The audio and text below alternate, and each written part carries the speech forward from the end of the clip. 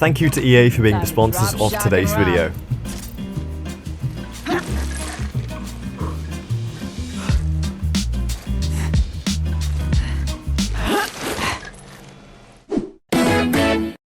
Hello, yes, it's me, I'm back. Sorry I've taken so long. I've been away for about a week now up in the Ethiopian highland mountains, as portrayed by this lovely fella here. It's not me, it's just some guy I found on Google Images, but I've been up there fighting off grizzly bears with my bare hands. Now today we're back here on Apex Legends, of course, for Season 9 with the new legend Valkyrie. You know, the one with wings. Oh, if I had wings like this dove, for then will I fly away and be at rest. And I've got a bunch of tips and tricks to give you guys for Valkyrie and learning to play her properly. And the title and thumbnail do say 15 tips, but it might be just a few more than 15 in there. I don't know, I can't count higher than 15, it's just too hard. Do be sure to like the video and subscribe to the channel if you enjoyed this video. It makes me smile like this happy man here when this number goes up. Please help me. Oh no. Anyway, the first area for Valk tips that we're going to be covering in today's video is of course her movement, as that is probably her unique selling point compared to other legends, and if we're not starting there, then where are we starting, to be fair? That rhymed. Now the first thing a lot of veteran or hardcore Apex players have noticed whilst playing Valk in the first week is that it is not entirely possible to bunny hop with her, at least not easily and consistently, because obviously it's just going to activate her jetpack. While this is a major downside to playing Valk, the best thing that you can do is learn her unique movement abilities that other legends just can't do. Things like air strafing and jumping under the map and gliding to areas that other legends can't access to avoid gunfights. Whilst it's true that Valk can't easily bunny hop, the movement abilities that she is capable of do make up for that loss, so don't worry too much. It's a little bit hard to get used to at first if you're used to bunny hopping like I am, but you'll definitely get used to it soon enough. And one of the main things that you can learn as a Valkyrie player, as already mentioned, is air strafing. Wings up. Reloading. The skies belong to you.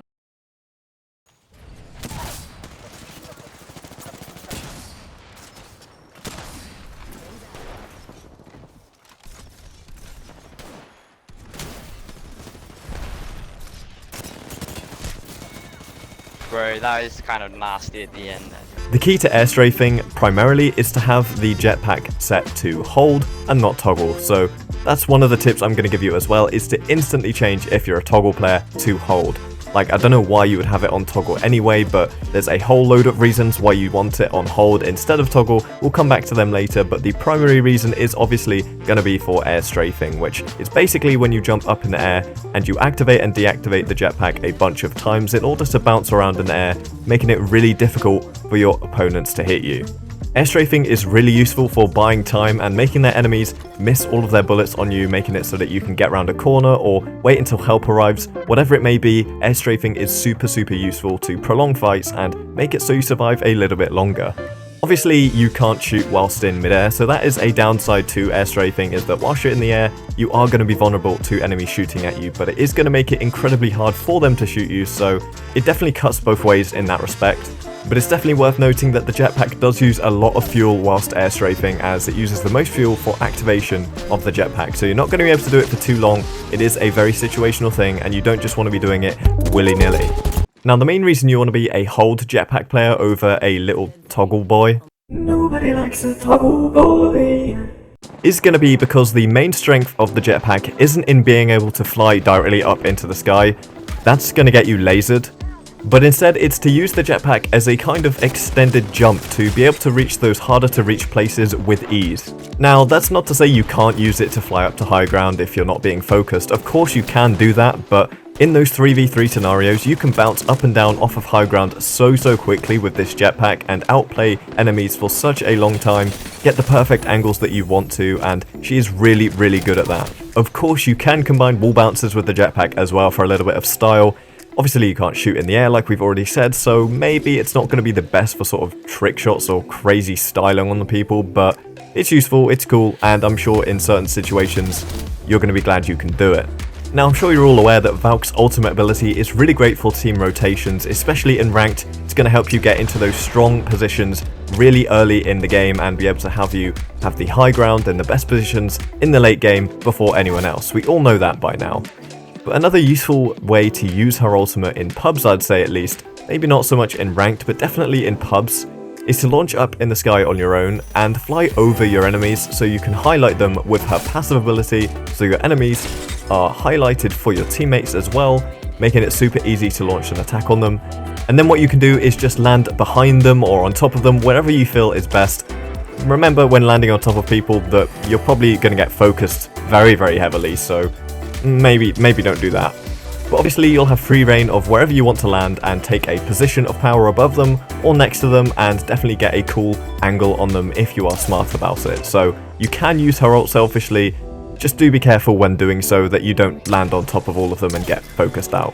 Whilst we're on the topic of skydiving, I would recommend if you're playing Valk and you have a Masters or Pred Trail or maybe Diamond Trail, it doesn't matter so much for those diamonds, low-key, but I would recommend taking those trails off if you're playing Valk in pubs, because obviously you're going to be flying more than the average person and people are going to notice those trails, and people love to trail chase.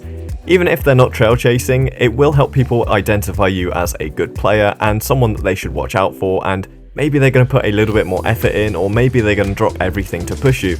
I don't know. What do you do when you see a Pred or Masters trail? I do nothing. A great way of using Valk's tactical ability is to use it in combination with grenades. So you use the ability and directly throw a grenade after it, so that whilst the people are stunned, they're not going to be able to run away from the grenade. It's going to help you deal a lot more damage than if you use the tactical on its own. A lot of people forget this because of the amount of abilities that Valk has, but she can scan recon beacons. Don't forget that. I know it's easy to forget because she has so many other abilities and you want to be flying around blowing people up with her, but just give it a second to scan a beacon and I'm sure your team will be thankful for it. Now, whilst you're playing Valk, I would recommend playing in a mildly offensive manner. So there are those characters in the game like Octane, Pathfinder, Bangalore who are really good at fragging out and getting a lot of kills. I wouldn't necessarily say Valkyrie is that character. I don't think she's quite on that level, but she's nearly there and she can definitely be used in an offensive way. So you don't have to sit back and poke with her.